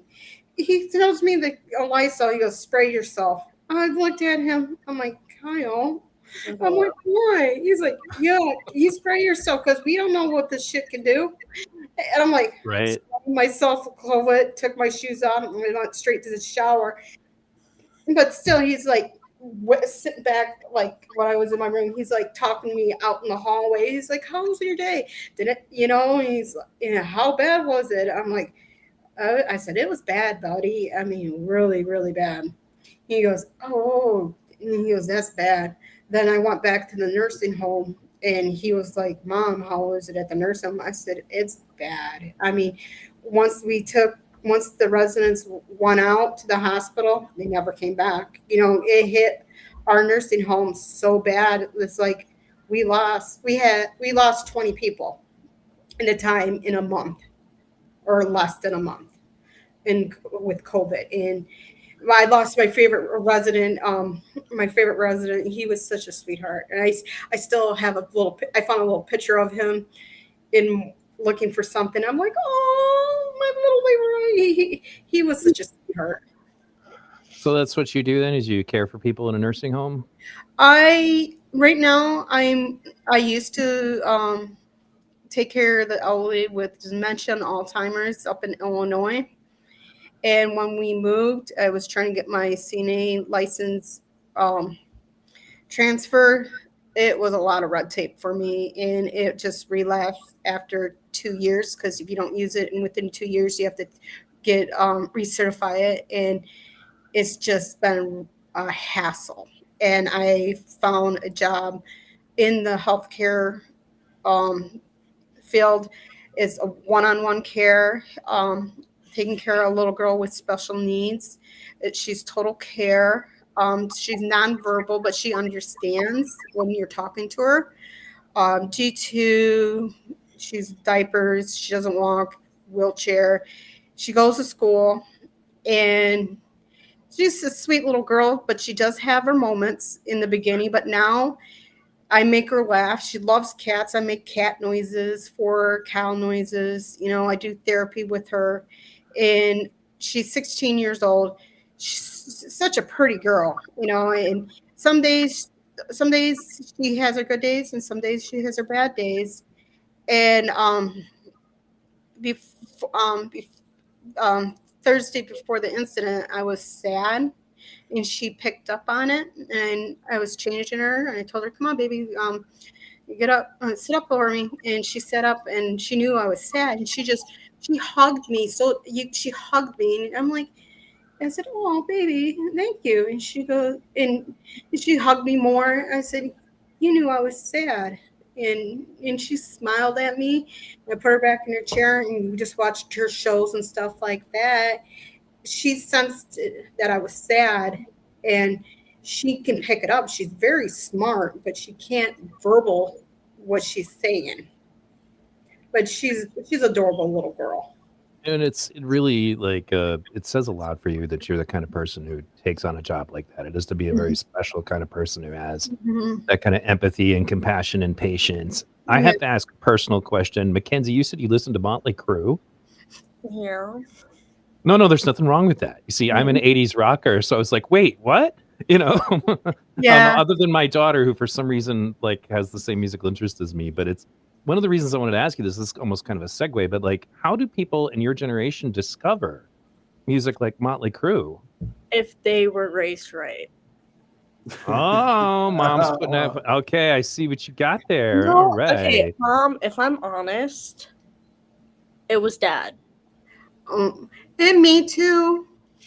It was Well, Dad. she did say Godsmack earlier. A lot of people in the chat were like, what? Godsmack? Like, I just couldn't believe it. There's this But yeah, go picture ahead. of me from 2011. I don't know how old I was.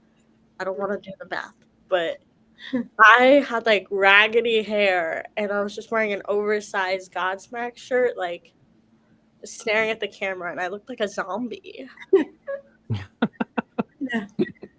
So you see, this is again some of that personal touch. You know, for me, it was like my son is also a musician. He's a guitar player, and he's into some of the same bands I am, and then he's into some other ones that we're not. With my daughter, I wasn't even sure because I had never discussed music with her. But when she's a wrestler, so she had an MP3 player, and I asked her what music she wanted on, and that she spit out, well, I would like some Motley Crue, Iron Maiden. And I was like, what?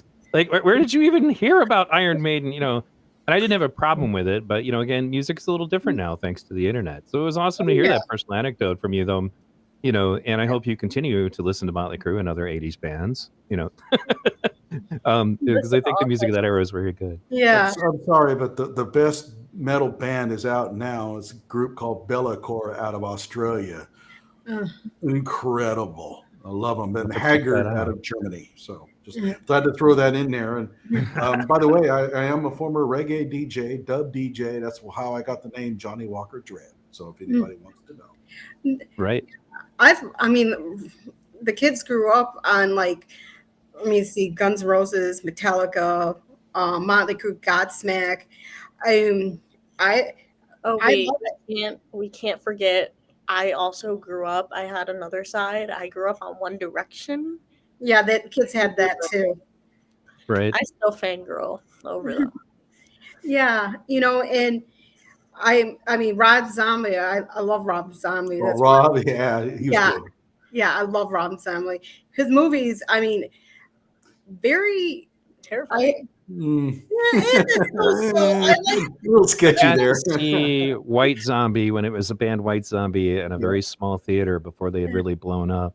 And that first album of theirs is the kind you can just put on and just leave the whole thing on and just listen to the whole thing. Go ahead. Yeah, I mean, I like some of his movies. I like the Halloween movies that he actually did. And those are the only ones I can watch. I can't watch scary movies. And he showed how Michael Myers came to be Michael Myers. I'm like, but the other one who did the original Halloween movies is like, didn't show that. And he did that. I'm like, wow, that's like kind of interesting, you know? I never knew that. I also love country, you know, up north and stuff. I'm a Midwesterner. I'm a Michigan girl, grew up there when I was 23. Then I moved down to Illinois. I'm actually in Michigan right now. What part? Right now I'm in. Well, I'm close to Lansing. Oh, okay. Close to Lansing. I'm gonna Close say to that. I have Antifa that hunt me too. So Yeah. um, I grew up Wow. 2 hours north of Grand Rapids in a little town called Wellston. You okay. blink, you miss. And only there's two people that I actually bumped into. One went to my high school, he graduated my high school back in the 50s, was James Earl Jones. I met him twice, once in sixth Oh, grade. wow. Yes, the voice of Darth Vader. Also, Ted Nugent. And Ted Nugent Up there. also. So this means then that you know what a Michigan left is, and you've probably drank some Vernors. Yeah, oh, that's when I'm sick, man. That's all I want when I was sick. We were talking about this the other day, me and my mom. So she was really sick, and she was like, "Could you drive to Publix and pick me up some burners?" I was like, "Okay." And I'm looking through the soda aisle trying to find burners, and I couldn't find it. I saw another brand. I knew it was ginger ale. I saw it for like $11 a case, and I was like, $11 Yeah. a case. So I just grabbed Canada Dry and checked out, and she was like, "What is this? This isn't burners." No, it's definitely not Vernors. No. Vernors is way better than Canada Dry. Exactly. If you grew up in Michigan, you know when you're sick, it's burners all the way. There's Right. I like ginger ale. I feel like Canada Dry and that other one, I don't know what the other one is named. Mhm. But I like all ginger ale. That's my favorite soda. That's the only soda I'll drink is ginger ale. Like the nice ginger, love it. Mhm. Doesn't matter to me. I don't think I've ever heard of this Vernors. What is that? That's because it's a Michigan thing. It's a Michigan thing. It's an like exclusive ginger ale that's like manufactured here in Michigan. yeah, it's like Fago too. Fago's really Was big. Fago Michigan only? I wasn't Yeah. sure. Fago's Yeah, Michigan Fago's thing. delicious. I like the cream soda. That's actually, you see it down here but it's not the same. I mean, there's this little place by where I grew up at. They have the best beef jerky. You have venison, elk. Talk about that. That's so I- soft. Elk So beef good. jerky is the best. Oh my The God, it's good. venison jerky from the store where I grew up at is the best. I mean, when we went and visit my mom and my family back in 2019, not seen them for a long time. I told the kids, I said, we need to go to the store to get this beef jerky. I raved about it and stuff. It's venison. They Mhm. have kangaroo, and ostrich and elk. I mean, it was the kids had the venison, and they're like, oh my God, Kyle was like, oh my God, this is so good, Mom. Even when we went back for my mom's funeral, I said we had to stop there to get some. And they had these milk doves that Dave bought. Those were actually, I never had those before. Those were good. And I was telling the kids about it, and we bought some some venison, some bear, and some elk, and some alligator. And when you had this venison, nothing compares to what that store brought. Mhm. And it's one of the best places that you can get it from.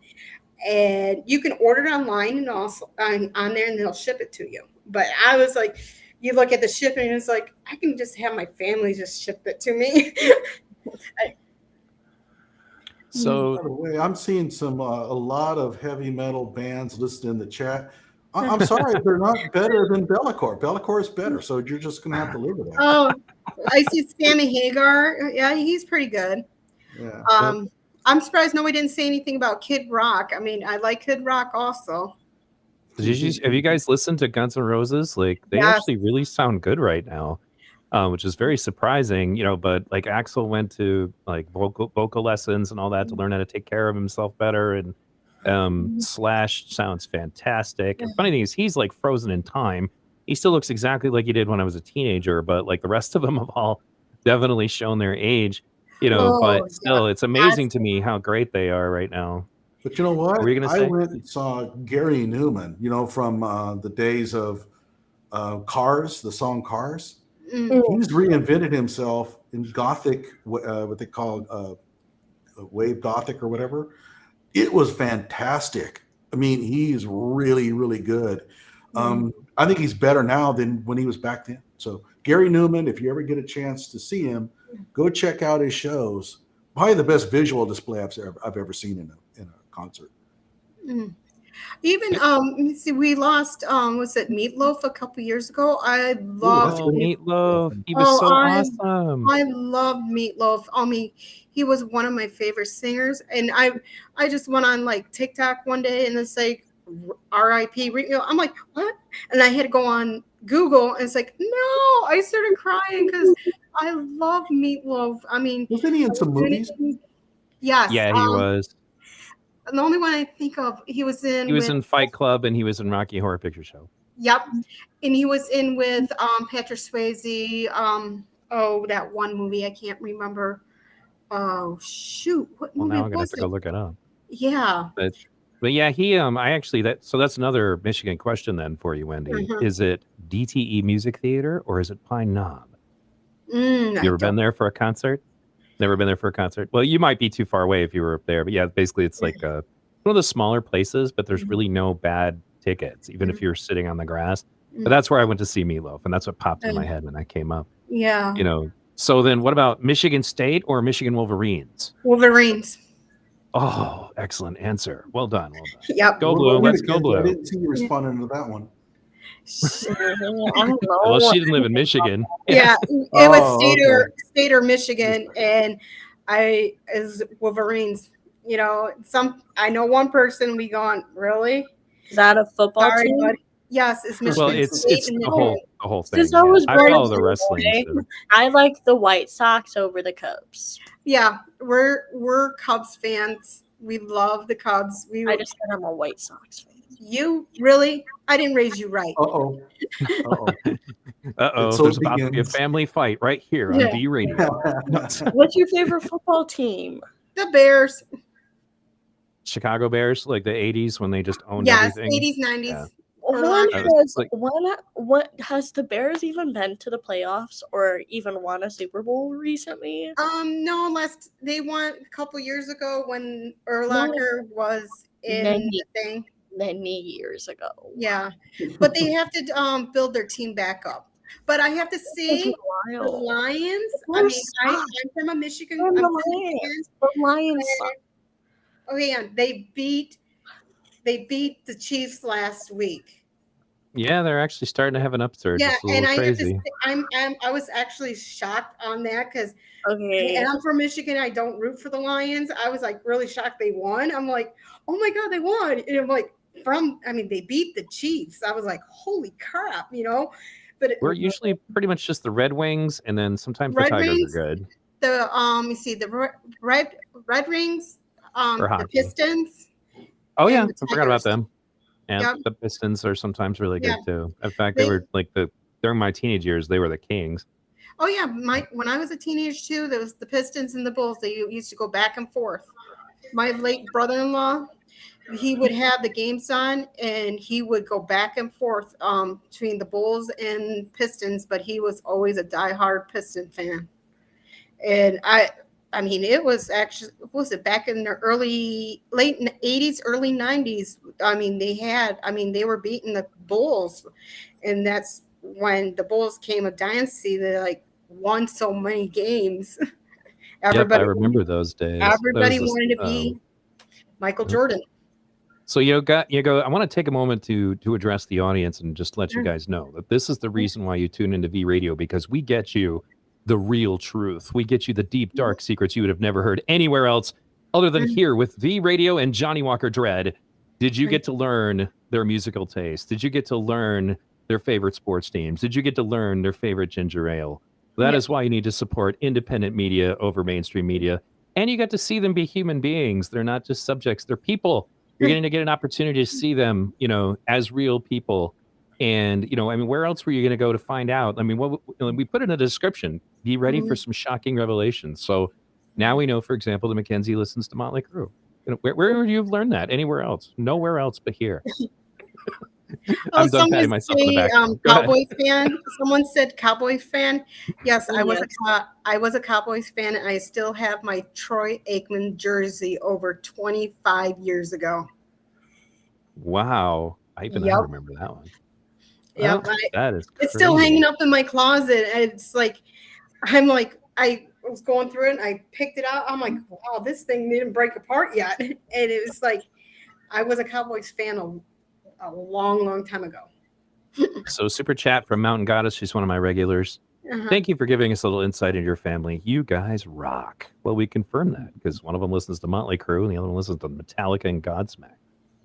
Oh, wait a minute. Wrong one. They were just joking with you, but yes.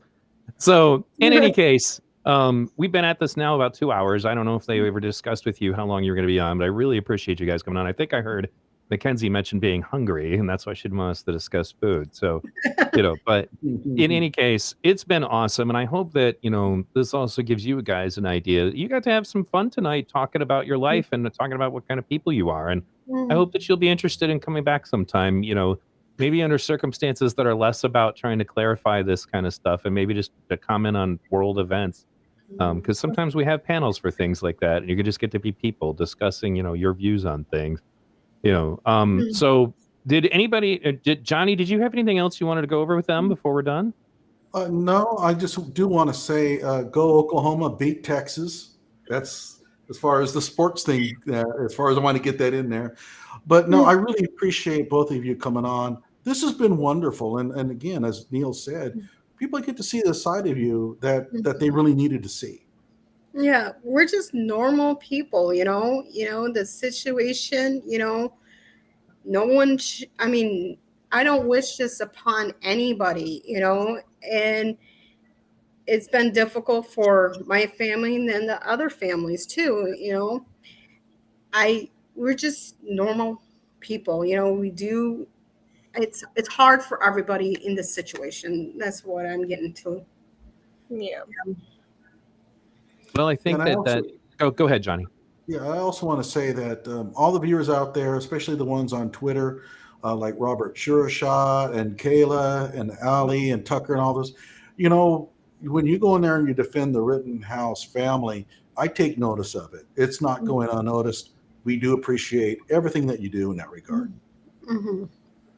I agree. And, thank you guys for supporting us through this whole thing because, we were generally the smaller channels covering this issue, but getting to the really dirty nitty gritty of it, and there were a lot of people that, got boosts from, covering this situation, and going forward, though, I hope that you guys can have a more normal life and that this becomes something that, eventually you could even wake up one day and not think about, and you'd be able to just go forward with your lives because you're obviously both very warm, fun souls to be around. Those are one of the things I was just thinking. I was like, geez, these are people I would hang out with, and that's why I think it's one of the reasons I wanted to do this interview the way we did it. Because I think now, probably looking back on it now, like when you were getting ready to come on, you're like, oh man, I'm so nervous. What are we going to talk about? And then we have fun talking about burners, Yeah. We're just normal. We're just normal people, we just, whatever. I always say past is a past, your future is your future, and your present is your present. You're the only one that can do what you in your present for your future. Your past, you can learn from it and the mistakes and what happened. You have to go through it. You wish you can go back and change it, but you can't. But you have to go forward to make sure you're safe, your family's safe, and just go on. You can't dwell about the past. You just have to move forward. There's a lot of people that were in the Rittenhouse circle that was let go. Some are still in the circle, some are family and some is like, see ya. But, you learn from what you go through and what you don't want to go through again. And I look at it, I'm looking forward for the future and the present. And I'm the only one that can side on my destiny. It's it's what I make of it and what I choose, what I want to do and everything. I I'm choosing to stay away from the line, the circus, the media circus. I don't want that. I want to focus on my children, my girls, my son. I want the best for my children. And that's how I want to look at it. And you got people try to degrade you, try to break you down.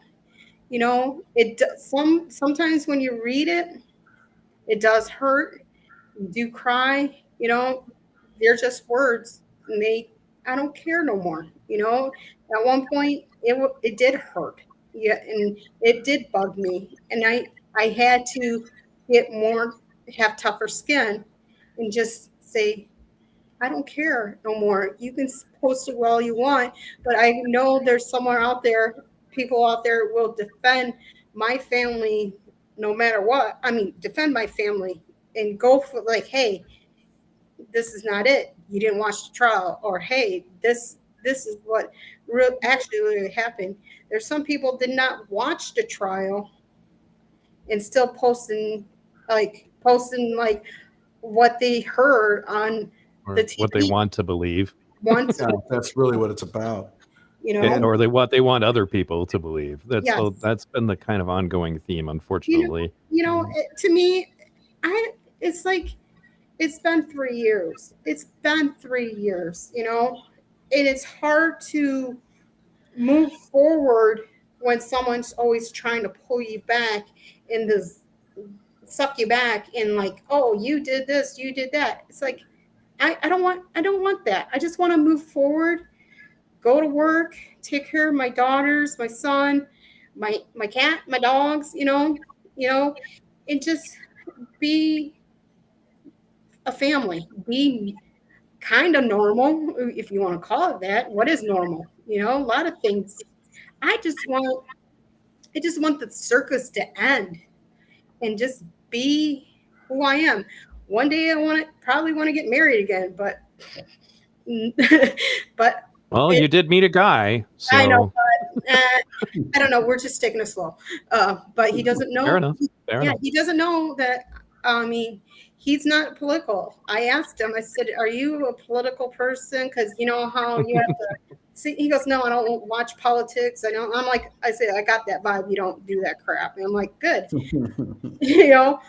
I'm like, okay, maybe, but one day at a time. But I want my girls to go out, go to school, go to college. Kyle go do college, or do what my kids love to do, And it's hard, especially with this economy now. It's like we're working paycheck to paycheck, It's right. very, very hard, It's some days you have to look, okay, which bill do you have to cut a little bit to make rent? It's been difficult, very difficult. But people think have all this money. No, Right. I don't. No, I don't. Lawyers are very, very, very expensive. And there's lawyers that took advantage of you and sucked. Okay. Yep, Hold dry. on. Let's not go there. Again, I just want to step in because I'm wanting to make sure that we walk away from this feeling good about everything. Yeah, I mean, Right. it's. I don't want to lose the afterglow from all the great conversation we had earlier. Yeah, but it's like last interview I did was almost 3 years ago, and I stepped away from it. When you asked Dom's mom about, hey, blah blah, let's talk. I want to talk to Wendy and stuff. And I thought about it. And I'm like, I want to tell my story, how my family went through with this ordeal. I wanted people to know who Wendy and Mackenzie and Faith is, because we were shot into this thing of being, that's Kyle's mom, that's Mackenzie's, those are Kyle's sisters. I'm Wendy, that's Mackenzie. Right. Like she said at the beginning, I'm actually Mackenzie. My name is not Kyle's sister. My Yeah. mom's gonna steal my slogan.